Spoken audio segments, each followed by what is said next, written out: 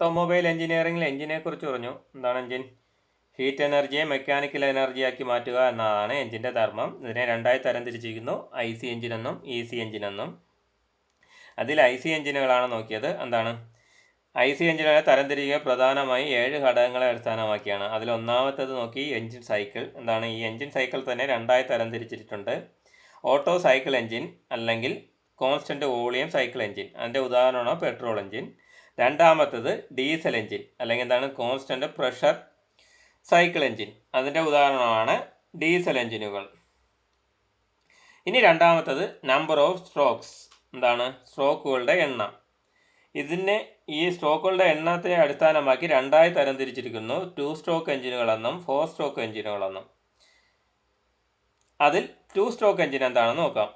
ഇതിൻ്റെ പ്രധാന ഭാഗങ്ങളാണ് piston, connecting road, crank shaft, crank case, spark plug എന്നിങ്ങനെ. ഈ 2 സ്ട്രോക്ക് എഞ്ചിനുകളിൽ ക്രാങ്ക് ഷാഫ്റ്റിൻ്റെ ഓരോ കറക്കത്തിലും ഓരോ പവറാണ്, ഒരു പവർ ലഭിക്കുന്നു. അതായത് പിസ്റ്റൻ്റെ 2 ചലനത്തിൽ. ഇത് crank case, crank shaft, spark plug, piston. Okay, അപ്പോൾ ഇനി ഇതിൻ്റെ പ്രവർത്തനം എങ്ങനെയാണെന്ന് നോക്കാം. ഈ പിസ്റ്റൺ ഇങ്ങനെ മുകളിലോട്ട് ചലിക്കുമ്പോൾ ഇൻലെറ്റ് പോർട്ടിലൂടെ കാർബറേറ്ററിൽ നിന്നും, എവിടെ നിന്നാണ് വരുന്നത്? എയർ ഫ്യൂവൽ മിക്സ്ചർ എവിടെ നിന്നാണ് വരുന്നത്? കാർബറേറ്ററിൽ നിന്നും എയർ ഫ്യൂവൽ മിക്സ്ചർ ഇങ്ങനെ കയറി ഇൻലെറ്റ് പോർട്ടിലൂടെ ക്രാങ്ക് കേസ് എത്തിച്ചേരുന്നു. അപ്പോൾ ഈ ക്രാങ്ക് കേസിൽ എത്തിച്ചേരുന്നു. ഈ സമയത്ത് തന്നെ സിലിണ്ടറിനകത്തുള്ള ചാർജിനെ, അപ്പോൾ ഇങ്ങനെ കയറി വരുമ്പോൾ തന്നെ ഈ സമയത്ത് ഇതിൻ്റെ അകത്തുള്ള ഈ സിലിണ്ടറിനകത്തുള്ള ചാർജിനെ പിസ്റ്റൺ മർദ്ദീകരിക്കുന്നു. ഇങ്ങനെ പിസ്റ്റൺ ഏതാണ്ട് ഇങ്ങനെ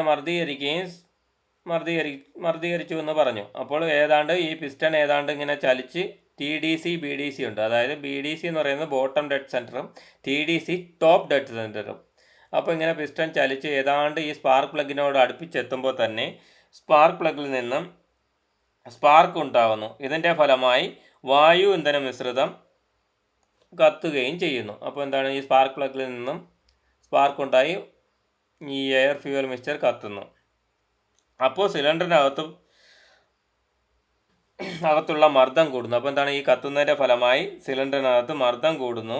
അങ്ങനെ പിസ്റ്റൺ താഴോട്ട് ചലിക്കുകയും ക്രാങ്ക് ഷാഫ്റ്റിനെ അപ്പോൾ ഈ പിസ്റ്റൺ മർദ്ദം കൂടുന്നതിൻ്റെ ഫലമായി എന്താണ്, പിസ്റ്റൺ താഴോട്ട് ചലിക്കുകയും ഈ ക്രാങ്ക് ഷാഫ്റ്റിനെ തിരിക്കുകയും ചെയ്യുന്നു. അപ്പോൾ പിസ്റ്റൺ താഴോട്ട് വരുമ്പോൾ ക്രാങ്ക് കേസിൻ്റെ അകത്ത് പ്രവേശിച്ചിട്ടുള്ള, അതായത് ഈ ക്രാങ്ക് കേസിനകത്ത് പ്രവേശിച്ചിട്ടുള്ള വായു ഇന്ധന മിശ്രിതം മർദ്ദീകരിക്കപ്പെടുകയും അപ്പോൾ എന്താണ്, ഈ ഇങ്ങനെ പിസ്റ്റൺ താഴോട്ട് വരികയും ഇതിനകത്ത് പ്രവേശിച്ചിട്ടുള്ള വായു ഇന്ധന മിശ്രിതം മർദ്ദീകരിക്കപ്പെടുകയും ട്രാൻസ്ഫർ പോർട്ട് സിലിണ്ടറിൽ, അതായത് ട്രാൻസ്ഫർ പോർട്ട് സിലിണ്ടറിൽ പ്രവേശിക്കുകയും ചെയ്യുന്നു.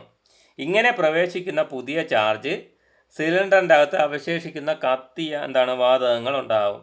അപ്പോൾ ഈ കത്തിയ വാതകങ്ങളെ എക്സോസ്റ്റ് പോർട്ടിലൂടെ പുറന്തള്ളുന്നു. അങ്ങനെ ഈ പ്രക്രിയയെ പറയുന്ന പേരാണ് ക്രോസ് ഫ്ലോ സ്കാവേജിങ് എന്ന് പറയുന്നത്.